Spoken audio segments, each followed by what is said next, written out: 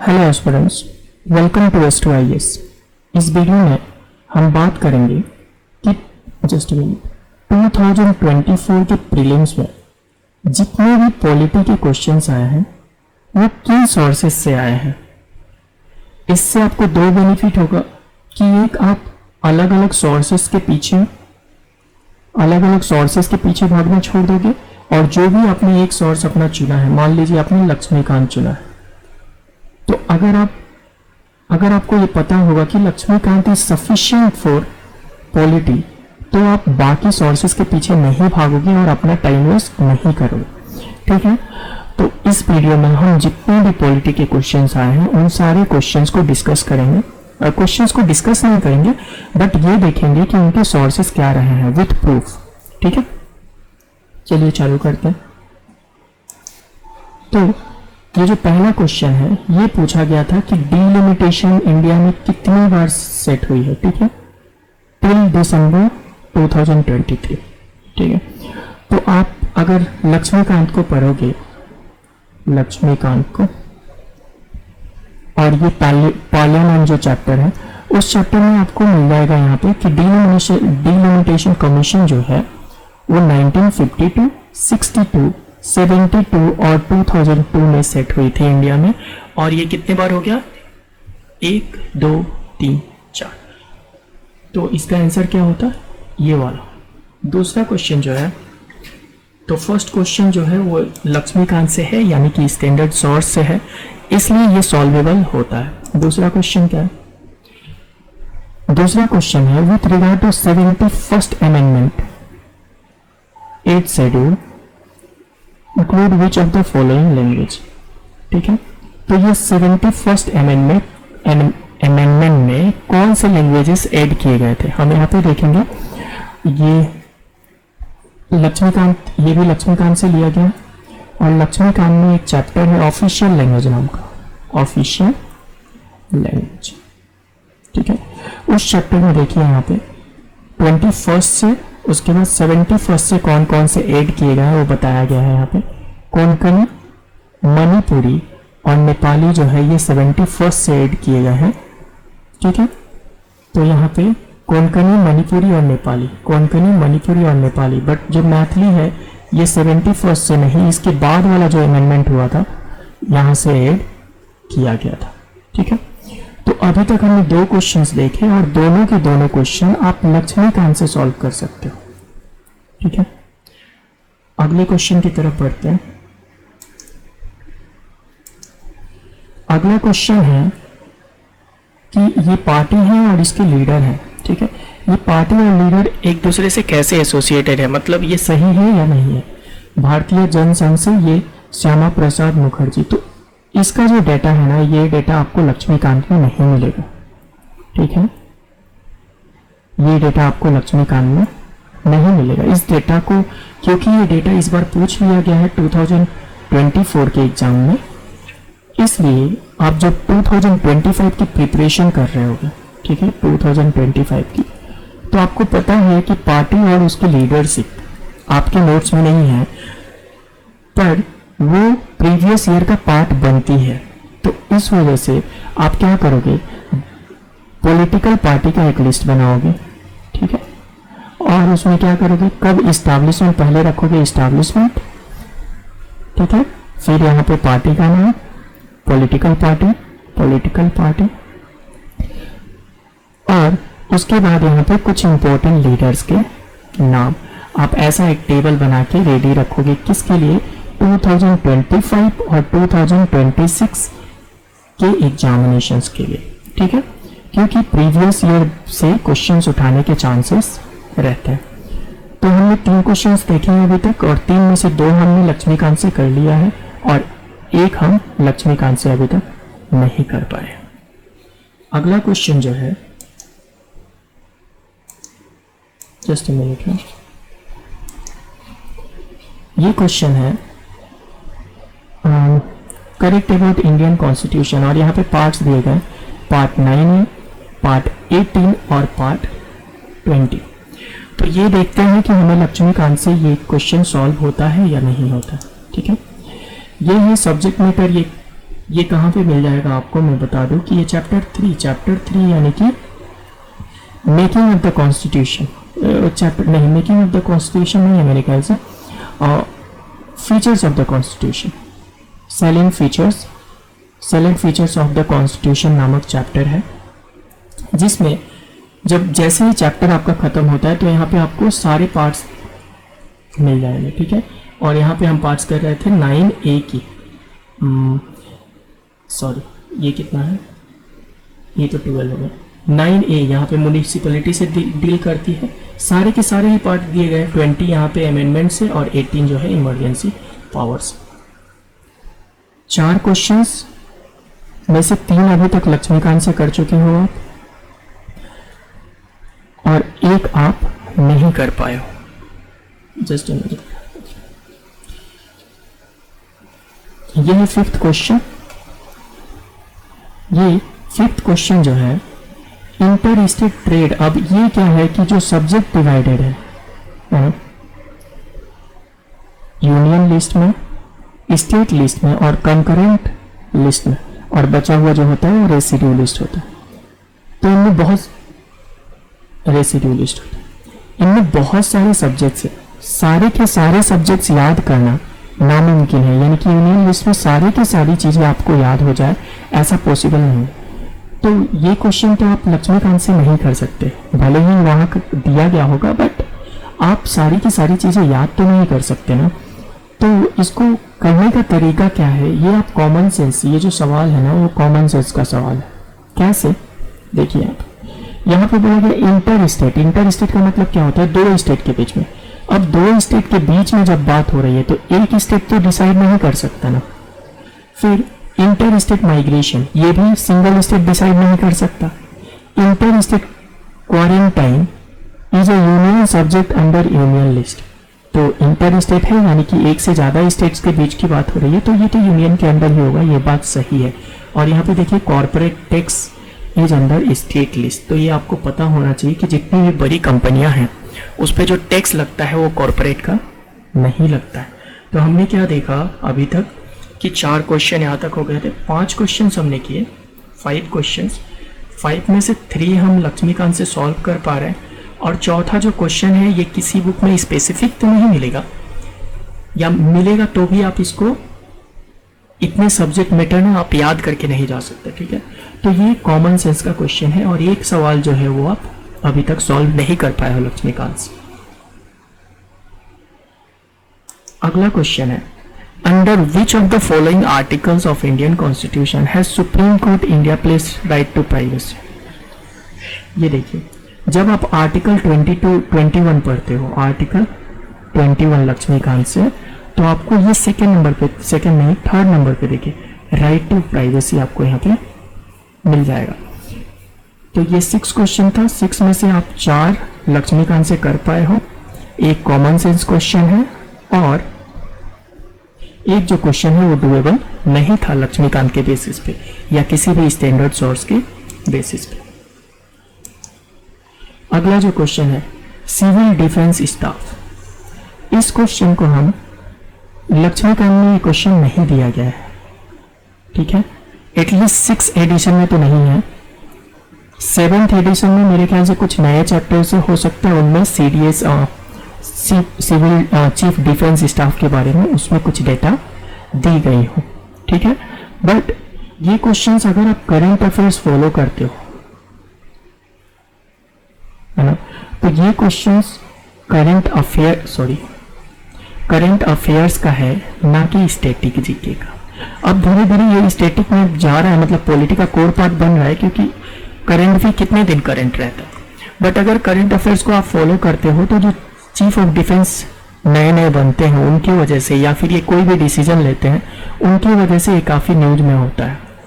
तो अगर आपने वहाँ से इसे कवर किया होगा तो ठीक है, नहीं तो जब हम करेंट अफेयर्स की सोर्सेस के बारे में बात करेंगे, ठीक है, तो इसकी बात जरूर करेंगे वहाँ पे। तो ये था 7th क्वेश्चन। और 7th क्वेश्चन, तो 7th क्वेश्चन में हमने क्या क्या कर लिया।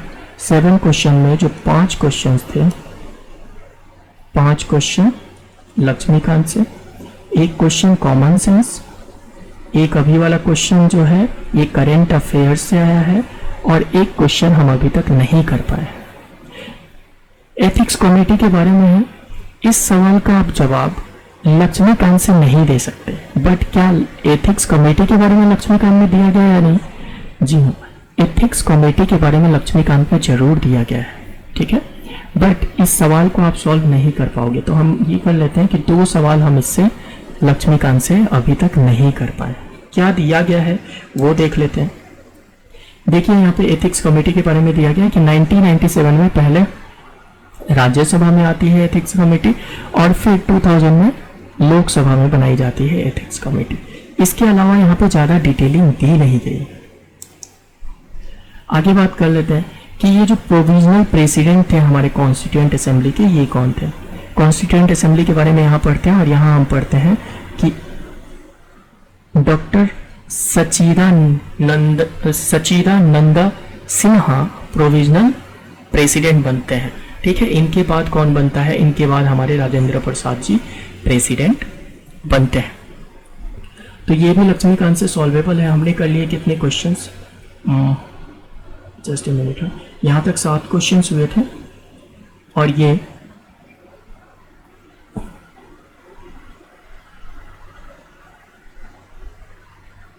तो ये हो गया हमारा, ये हो गया 8 क्वेश्चन। 8 में से हम 5 लक्ष्मीकांत से कर पाए हैं, एक करंट अफेयर्स का है, एक कॉमन सेंस पे बेस्ड है, और 2 लक्ष्मीकांत से सॉल्व नहीं हुआ।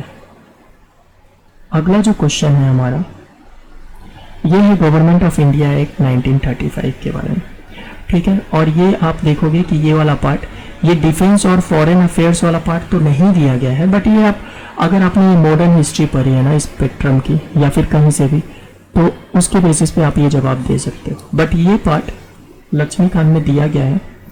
यहाँ पे देखिए, provided for the establishment of all India federation with provinces and princely states, ठीक है।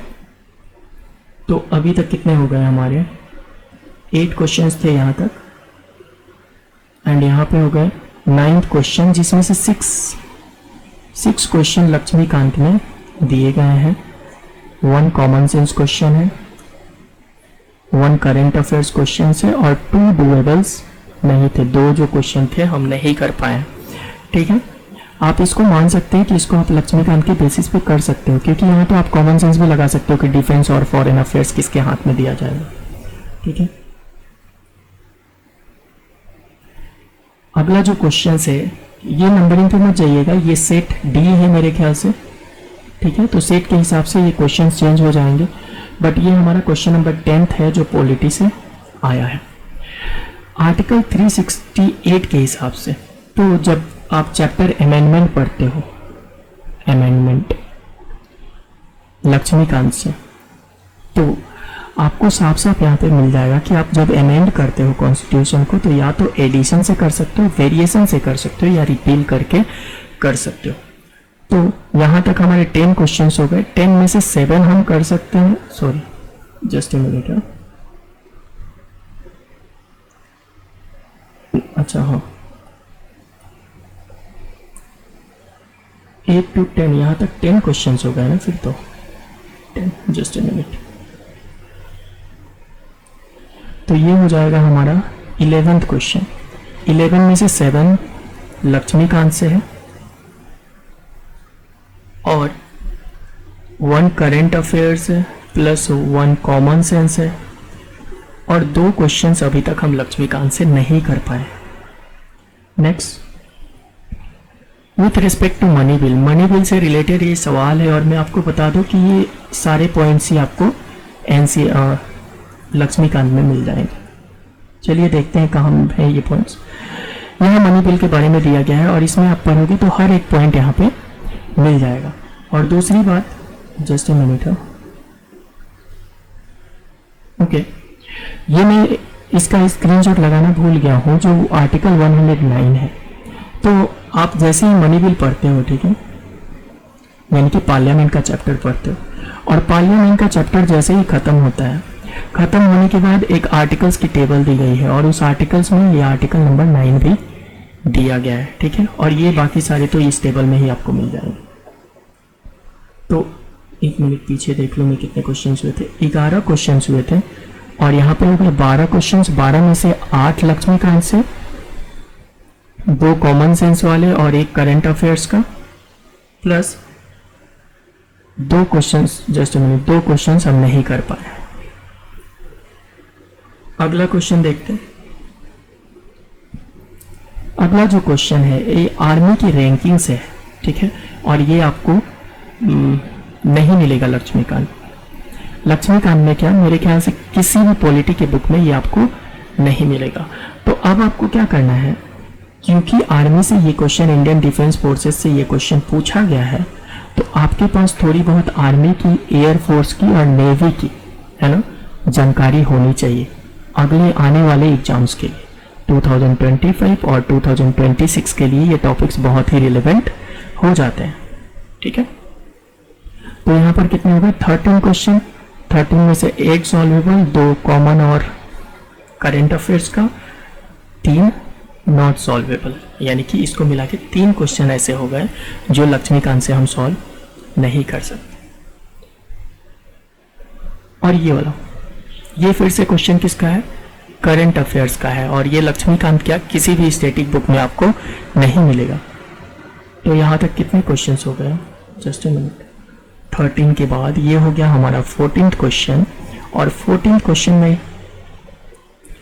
में से 8 डुएबल है लक्ष्मीकांत से। और ये तीसरा क्वेश्चन करंट अफेयर्स और कॉमन सेंस में डाल देते हैं। 8, 3, 11, 11 और 3, 14, 3 डुएबल नहीं था। तो अभी तक 3 क्वेश्चन है जो हम लक्ष्मीकांत से आंसर नहीं कर सकते। Read prohibition order, read prohibition order जो है इसके बारे में कहाँ दिया गया है लक्ष्मीकांत में, ये देख लेते हैं। सॉरी, इसकी स्क्रीनशॉट नहीं डाले गए हैं क्या,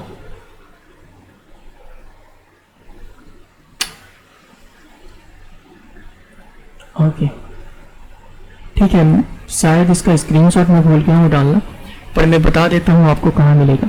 जब आप रीड प्रोहिबिशन पढ़ते हो, ठीक है, रीड प्रोहिबिशन पढ़ते हो, ये आपको जब आप रीड्स पढ़ोगे फंडामेंटल राइट में, तो जो लास्ट या लास्ट सेकेंड है वो है रीड प्रोहिबिशन, जिसमें जो हायर अथॉरिटी होती है, यानी कि हायर कोर्ट होती है, वो लोअर कोर्ट्स को ऑर्डर देती है, प्रोहिबिट करती है कोई काम करने से या फिर कोई केस से डील करने से, ठीक है। तो ये गवर्नमेंट ऑफिसर तो नहीं होगा, द लोअर कोर्ट प्रोहिबिटिंग ये भी नहीं होगा, the parliament legislator, the government prohibiting, ये क्या है, the law prohibiting continuation of process. हाँ, तो लोअर कोर्ट को प्रोहिबिट किया जाता है, इसको हम कर सकते हैं, ठीक है। तो ये कितना हो गया, पीछे देख लेते हैं हम। 15 questions, 9 doable, 3 current affairs and common sense, 3 non doable, ठीक है। इसके आगे देख लेते हैं। ये है governor, the governor of the state who recognises and declare a community of the state. ये करंट अफेयर्स के क्वेश्चंस में रखिए। क्यों, क्योंकि ये एक कम्युनिटी को डिक्लेयर कौन करता है एज ए शेड्यूल्ड ट्राइब, ये बार बार न्यूज में रहता है। न्यूज में क्यों रहता है, क्योंकि डिफरेंट कम्युनिटीज क्या मांगती हैं, शेड्यूल्ड ट्राइब्स स्टेटस मांगती है। अभी जो मणिपुर में इशू चल रहा था, क्यों चल रहा था, क्योंकि वहां पे एक जो ट्राइब है वो शेड्यूल्ड ट्राइब स्टेटस मांग रही है ना। तो इस वजह से ये हमेशा ही न्यूज में रहता है। तो ये भी टॉपिक जो है ये आप करंट अफेयर्स से आसानी से कर ले जाओगे। और जब हम करंट अफेयर्स के सोर्सेज की बात करेंगे तो उस वीडियो में हम इसको ज़रूर कवर करेंगे। तो अभी तक 15 क्वेश्चंस हुए थे, 16 कर लेते हैं। 16 में से 9 डुएबल है लक्ष्मीकांत से, 4 क्वेश्चंस करंट अफेयर्स के हो गए और 3 अभी तक डुएबल नहीं है। अगले क्वेश्चंस देखते हैं। With reference to union budget, ठीक है, यूनियन बजट में union finance minister lays the on behalf of the prime minister lays the annual finance statement before both the houses, ठीक है। अब ये तो आपको पता होगा ही, और ये लक्ष्मीकांत में भी दी गई है। कहाँ पे? जब आप बजट पढ़ते हो, ठीक है, बजट पार्लियामेंट चैप्टर में, तो पार्लियामेंट चैप्टर में जब आप बजट पढ़ते हो तो वहाँ इसको इंट्रोड्यूस करते हुए बोला जाता है कि बजट सब जो है वो हमारे कॉन्स्टिट्यूशन में कहीं नहीं दिया गया है, इसको फाइनेंशियल स्टेटमेंट बोला जाता है। और इस फाइनेंशियल स्टेटमेंट को कौन प्रेजेंट करता है हाउस में? यूनियन फाइनेंस मिनिस्टर करते हैं, ठीक है, with a speech in the houses, speech in the Lok Sabha, ठीक है। यहाँ पे ये दी गई है। और दूसरी जगह ये दी गई है कि जो प्रेसिडेंट है, यहाँ पे जिस जगह की मैं बात कर रहा हूँ लक्ष्मीकांत बुक में, यहाँ पे ये नहीं दिया गया, लेकिन अलग जगह पे ये दिया गया है कि प्रेसिडेंट का रिस्पॉन्सिबिलिटी है कि वो बजट को सेशन में बजट को मतलब सेशन में पेश करे। लेकिन प्रेसिडेंट की जगह पे कौन करता है? ये तो ऑन बिहाफ ऑफ प्रेसिडेंट होगा, ना कि on behalf of prime minister. और ये भी स्टेटमेंट आपको लक्ष्मीकांत में मिल जाएगी, ठीक है। मैंने ये सारे स्क्रीनशॉट तो ऐड किए थे, पर पता नहीं किसी ग्लिच के कारण या क्यों ऐसा हुआ है कि लास्ट के कुछ स्क्रीनशॉट्स यहाँ पे ऐड नहीं है, पर मैं बता दे रहा हूँ कि कहाँ आप फाइंड करोगे तो आपको ये मिल जाएगा।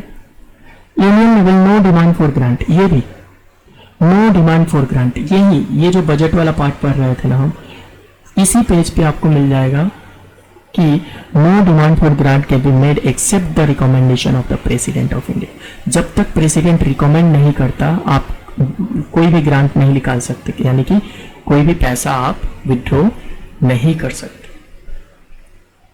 समझ में आया? तो ये जो क्वेश्चन है ये भी आप लक्ष्मीकांत से सारे के सारे स्टेटमेंट लक्ष्मीकांत से सॉल्व हो जाएंगे। क्वेश्चंस कितने हो गए? क्वेश्चंस हो गए 70, जिसमें से 10 सॉल्वेबल हो गए। 17 में से 10 Laxmikanth, 4 current affairs and common sense and 3 अभी तक नॉट सॉल्वेबल। 17 के बाद हमारा जो 18th क्वेश्चन है, 18 क्वेश्चन है वो है why any resolution for removal of speaker in Lok Sabha. ठीक है, स्पीकर को जब लोकसभा से रिमूव किया जाता है तो ही और शेल नॉट प्रिवाइड। जब रिमूवल का रिजोल्यूशन पास हो गया है तो ये प्रिसाइड नहीं करती है। ये बात दी गई है लक्ष्मीकांत में। जब आप पार्लियामेंट का चैप्टर पढ़ते हो, पार्लियामेंट, एंड वहाँ पे आप पढ़ते हो हेड्स ऑफ पार्लियामेंट या फिर लीडर्स ऑफ हाउसेस, उसमें आप स्पीकर पढ़ते हो, ठीक है। और जब स्पीकर आप स्टार्ट करते हो पहले ही पेज पे, यहाँ जब जाओगे आप 3rd या 4th पैराग्राफ में, तो वहाँ पे दिया गया है कि जब इनका रिमूवल का कॉन्सिडरेशन पास होता है तो ये प्रिसाइड नहीं कर सकते। दूसरा, have no right to speak, ये साफ साफ दिया गया है कि वो राइट टू स्पीक उनके पास होता है। He is not entitled to vote on the resolution on the first instance. यहाँ पे वो कास्टिंग वोट नहीं होता इनका, मतलब कि जब दोनों क्या बोलते हैं, जब वोट टाई हो जाता है तब स्पीकर अपना वोट देता है, उसको बोलते हैं कास्टिंग वोट। ये वाला वोटिंग राइट इनका नहीं होता है रिमूवल के वक्त, बट ये वाला राइट होता है और ये बहुत ही क्लियरली एनसीईआरटी में लिखी गई है। तो तीनों के तीनों स्टेटमेंट एनसीईआरटी में आपको मिल जाएंगे। मैं बता दे रहा हूँ आपको, page parliament chapter, just leaders of houses आप पढ़ोगे, उसमें स्पीकर जब पढ़ोगे तो उसमें 1st से लेके 3rd पैराग्राफ तक आपको सब कुछ मिल जाएगा।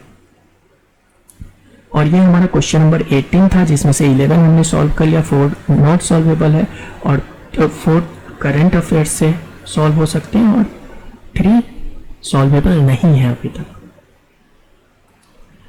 अगला क्वेश्चन जो है कि जब इंडियन पार्लियामेंट से क्वेश्चन है कि इंडियन पार्लियामेंट में अ bill pending in the Lok Sabha lapses on dissolution. जब इंडियन पार्लियामेंट में डिसोल्यूशन होता है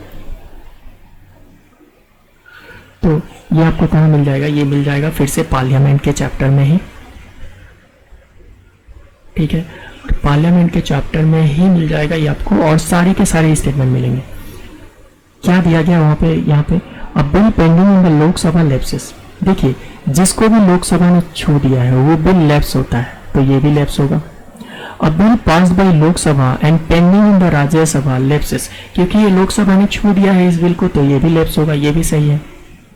lapses on the dissolution. A bill with regard which president have notified his or her intention to summon the house's joint sitting.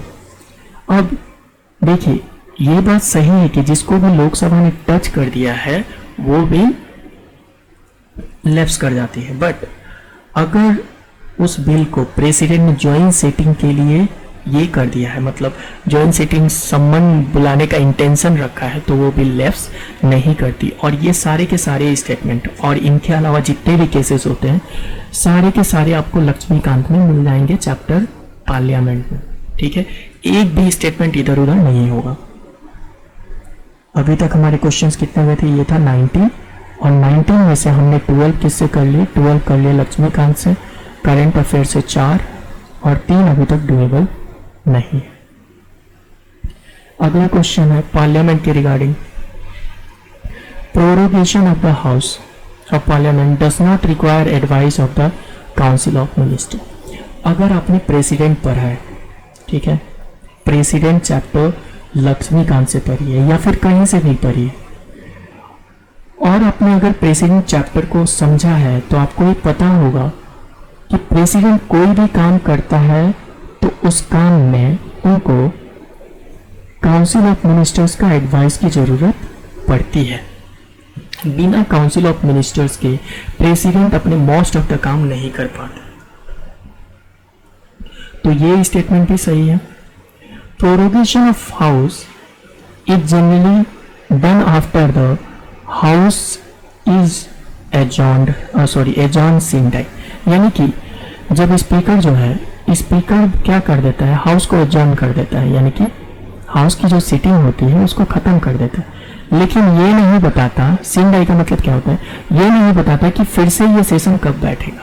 तो जब ऐसा होता है तो यूजुअली इसके बाद, क्योंकि स्पीकर को पता है कि इसके बाद कोई सेशन, इस सेशन तो नहीं बैठनी है ना, इस पार्लियामेंट सेशन में नहीं बैठनी, तो इसके बाद प्रेसिडेंट क्या करता है, प्रेसिडेंट हाउस को प्रोरोग करता है।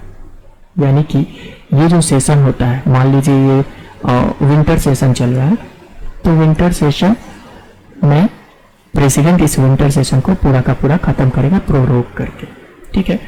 तो ये जनरली ऐसा ही होता है, और ये आपको मिल जाएगा prorogation of house, prorogation of house नाम के टॉपिक में, जो है पार्लियामेंट लक्ष्मीकांत का ही, पार्लियामेंट चैप्टर में लक्ष्मीकांत, ठीक है। Then but there is no war, ये भी सेम लाइन, ये भी लाइन मिल जाएगी और ये भी मिल जाएगी, एकदम सेम की सेम लाइन आपको लक्ष्मीकांत में दी गई है। Dissolution of Lok Sabha is done by president of India except in circumstances does not advise or does so on the advice of council of minister। तो ये सही है कि जो डिसोल्यूशन होता है वो प्रेसिडेंट इनके एडवाइस पे करता है, ठीक है। ये भी आपको मिल जाएगा सेम चैप्टर पार्लियामेंट में। तो देख लेते हैं क्वेश्चंस। 19-20 क्वेश्चन हो गए ना, 20 क्वेश्चन में से 13 सारे के सारे ऑप्शन है ना, 13 क्वेश्चन में सारे के सारे ऑप्शन आपको लक्ष्मीकांत से मिल जाएंगे। उसके बाद 4 क्वेश्चंस ऐसे हैं जो हम करंट अफेयर से सॉल्व कर लेंगे, पर 3 क्वेश्चंस ऐसे हैं जो स्टैटिक के तो हैं पर लक्ष्मीकांत से ये क्वेश्चन सॉल्व नहीं होंगे। तो कितने क्वेश्चंस हो गए यहाँ से? ये देखने के बाद हमें क्या सीख मिलती है, मतलब हमने पूरे पेपर को एनालाइज किया और देखा कि लक्ष्मीकांत से 20 क्वेश्चंस थे, 20 क्वेश्चंस में 4 क्वेश्चन एक कॉमन सेंस वाला, ठीक है, और 3 क्वेश्चंस करंट अफेयर से। तो ये अगर आप हटा दो तो 16 क्वेश्चन बचते हैं, है ना, और 16 में से आप 13 क्वेश्चन कर पाते हो। तो 13 क्वेश्चन आपने कर लिया 16 क्वेश्चन में से, ठीक है, ठीक है।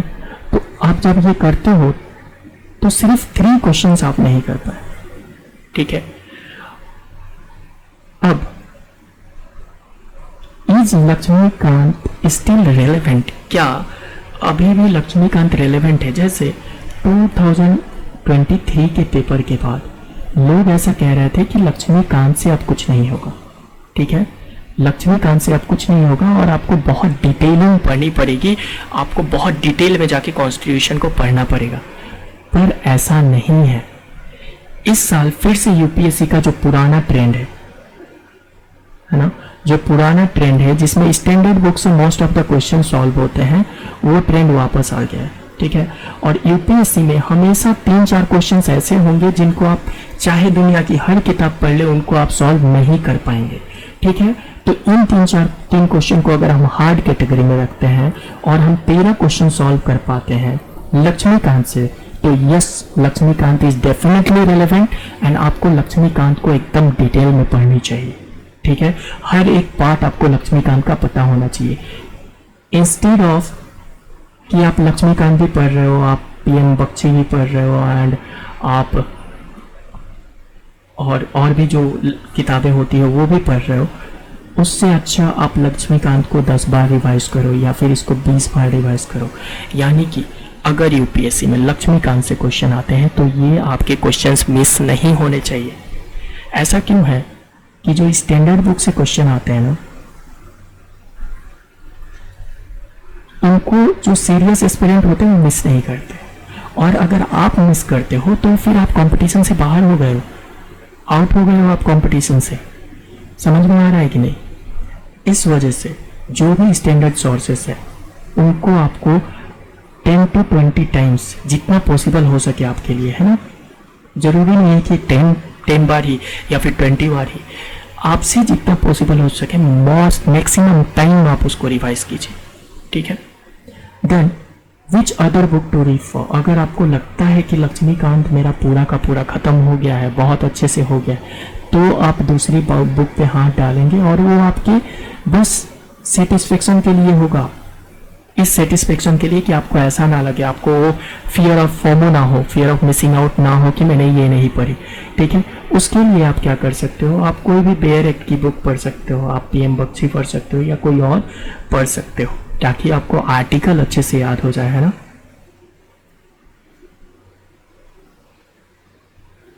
तो with this I am ending this video.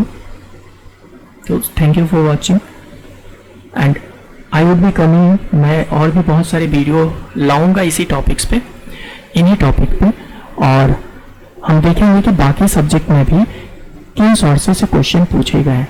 ठीक है, तो अगर आप जानना चाहते हैं कि बाकी सब्जेक्ट में भी कौन से सोर्सेस से क्वेश्चन पूछे गए और कौन से बुक अभी भी रिलेवेंट है, तो चैनल को सब्सक्राइब कीजिए और अपने दोस्तों में शेयर कीजिए और वीडियो को लाइक कीजिए। Thank you for watching.